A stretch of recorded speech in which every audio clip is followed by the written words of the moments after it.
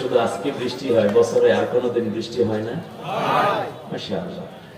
আমরা বৃষ্টিকে ভয় যত করি তার চেয়ে আল্লাহকে কোটি গুণ বেশি ভয় করি, ঠিক না? বৃষ্টির কারণে আমাদের কিছুই যেহেতু থামে না, জামাই বাড়ি যাওয়া, শ্বশুর বাড়ি যাওয়া, বাজার ঘাটে যাওয়া, অফিসে যাওয়া, স্কুলে যাওয়া, হাসপাতালে যাওয়া, ধান কাটা, কিছু থামে না বৃষ্টির কারণে। মাছ ধরতে যাওয়া, যেহেতু সব কাজের মধ্যে বৃষ্টির মধ্যে সব চলে, অতএব বৃষ্টির মধ্যে কোরআনও চলবে। বরং অন্যান্য কাজের মধ্যে যা চলে, বৃষ্টির কারণে যদি থেমেও যায়, আল্লাহর কোরআনটা আমরা থামাবো না। আল্লাহ সুবহানাহু ওয়া তাআলা চমৎকার করে কোরআনের মধ্যে তিনটি জিনিসকে রহমত বলেছেন। এক নম্বর হচ্ছে বৃষ্টিকে, দ্বিতীয় হচ্ছে কোরআনকে, তৃতীয় হচ্ছে নবীকে। সুবহানাল্লাহ।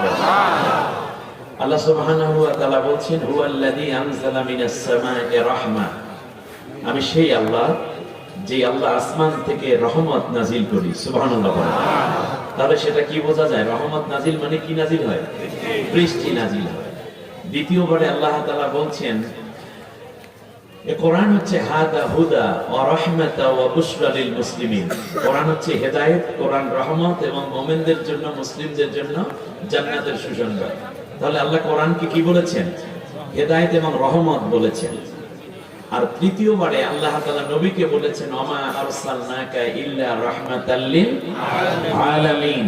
তাহলে কোরআনের মধ্যে কয়টা রহমত আছে? তিনটা। এখানে কয়টা রহমত উপস্থিত হয়েছে বলতে পারেন?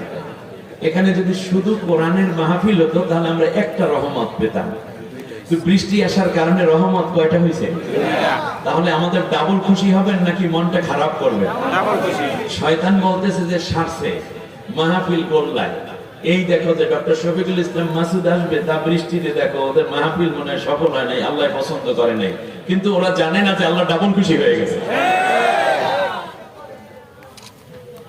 আল্লাহর নবী মুসা আলাইহিস সালাম আল্লাহর কাছে একদিন জিজ্ঞেস করছেন, আল্লাহ তাআলা তুমি খুশি হলে কি করো?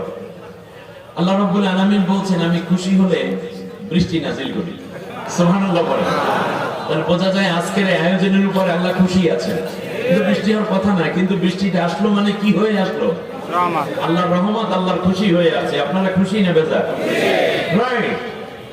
মুসা আলাইহিস সালাম জিজ্ঞেস করেন, আল্লাহ এর চেয়ে বেশি খুশি হলে আপনি কি করেন? আল্লাহ তাআলা বলেন, এর চেয়ে বেশি খুশি হলে আমি আল্লাহ রাব্বুল আলামিন সেই বাড়িতে মেহমান পাঠিয়ে দেই। সুবহানাল্লাহ।